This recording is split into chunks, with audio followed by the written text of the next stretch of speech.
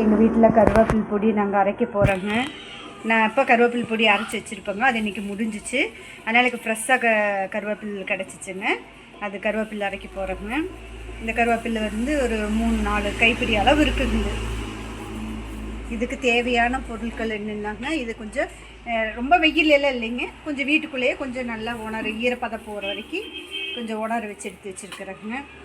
அதுக்கு அடுத்தது அதுக்கு தேவையான பொருட்கள் வந்துங்க, மிளகாங்க. மிளகா வந்து நம்ம காரத்துக்கு ஏற்போம். உங்களுக்கு எவ்வளோ தேவையோ காரம் வேணும்னா நீங்கள் சேர்த்திக்கோங்க.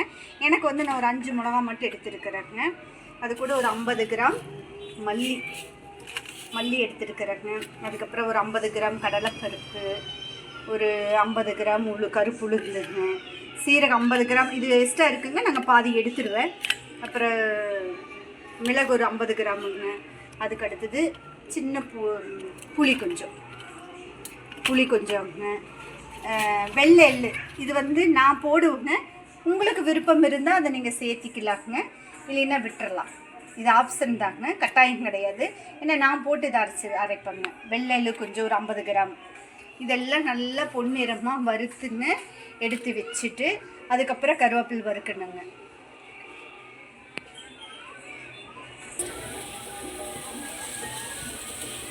மல்லியே வறுக்கலாங்க, கொஞ்சம் பொன்னிறமாக கொஞ்சம் மல்லி வறுக்கலாம்.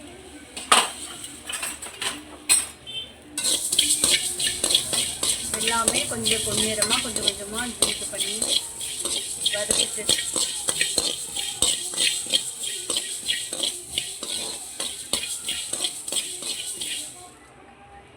வறுத்து எடுத்து தட்டில் போட்டுக்கணுங்க. அதுக்கு அடுத்தது உளுந்து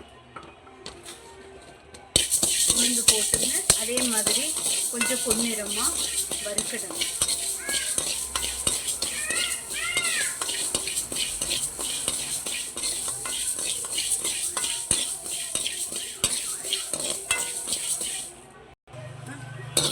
அதே மாதிரியே கருப்புளுந்து பொன்னிறமாக வறுத்தாச்சுங்க.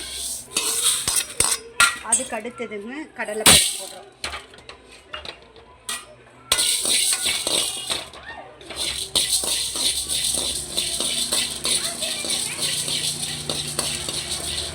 கடலைப்பருப்புங்க பொன்னிறமாக வறுத்தாச்சு, அதை எடுத்து கொட்டிடுவோம். அதுக்கான ஒரு சீரகம் ஒரு 50 கிராம் விட கொஞ்சம் கம்மியாக போட்டுக்கலாம்.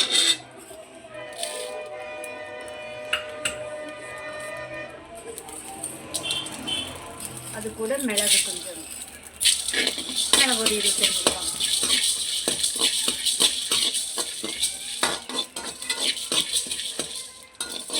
இது நல்லா பொன்னிறமாக வறுத்தாச்சுங்க.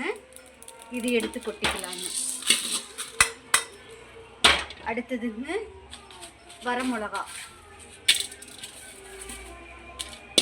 வரமிளகாய்ங்க அதே மாதிரி கொஞ்சம் வறுத்துக்கலாம்.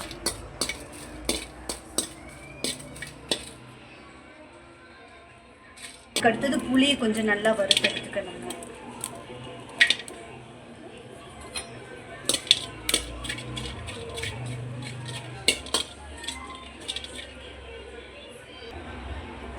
அதுக்கப்புறம் கொஞ்சம் எள்ளு கொஞ்சம் ஒரு 50 கிராம்.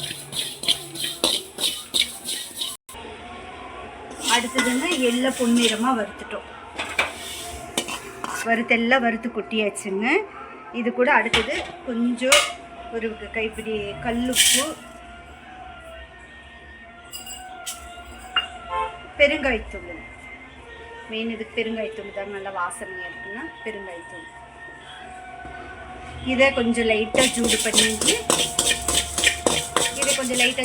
எடுத்து கொட்டிக்கணும்.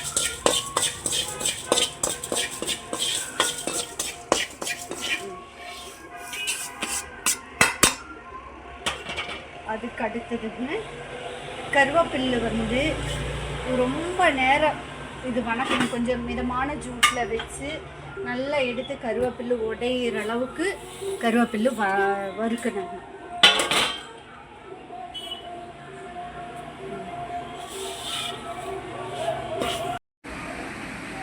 எல்லாம் வறுத்து கருவேப்பிலை பொடி அரைச்சாச்சுங்க. இது நல்லா கொஞ்சம் ஆற வச்சு எடுத்து ஒரு டப்பாவில் போட்டு வச்சிட்டோம்னா இட்லி தோசைக்குங்க நல்லெண்ணெய் ஊற்றி தொட்டுக்கலாம்.